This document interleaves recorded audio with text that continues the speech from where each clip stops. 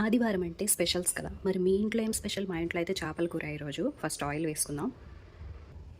ఇందులో కొద్దిగా ఆవాలు, పచ్చిమిరపకాయ, ఇంకా కరివేపాకు.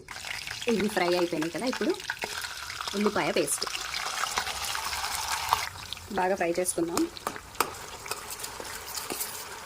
ఇందులోకి మసాలాలు: వెల్లుల్లిపాయ, ధనియాల పౌడరు, జీలకర్ర పౌడరు, 2 లవంగాలు, చెక్క, కొంచెం సోంపు, కొంచెం మెంతులు, ఇవన్నీ వేసేసి పౌడర్ పట్టు.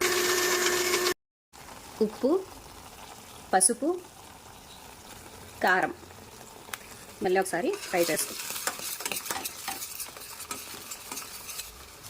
మెత్తగా పట్టుకున్న మసాలా ఇదంతా ఫ్రై అయిన తర్వాత చేపలు వేసేసుకుందాం.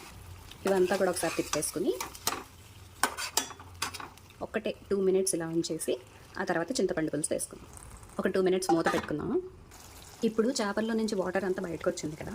మనం చిక్కగా తీసి పెట్టుకున్న చింతపండు పులుసు వేసుకోవాలి. ఇంకా వాటర్ అనేది యాడ్ చేయకూడదండి ఇందులో. జస్ట్ మనం మసాలా ఏదైతే పెట్టుకున్నామో ఆ వాటర్ అనమాట.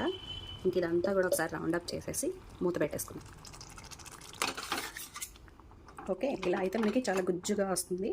ఒక 10 మినిట్స్ స్లో ఫ్లేమ్లో మూత పెట్టుకుని వదిలేద్దాం. మళ్ళీ మూత తీసి చూపిస్తున్నాను చూడండి ఒక్కసారి.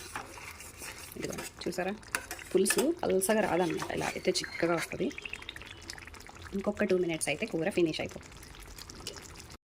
ఫినిష్ అయిపోయిందండి మన 8 జల్లల పులుసు.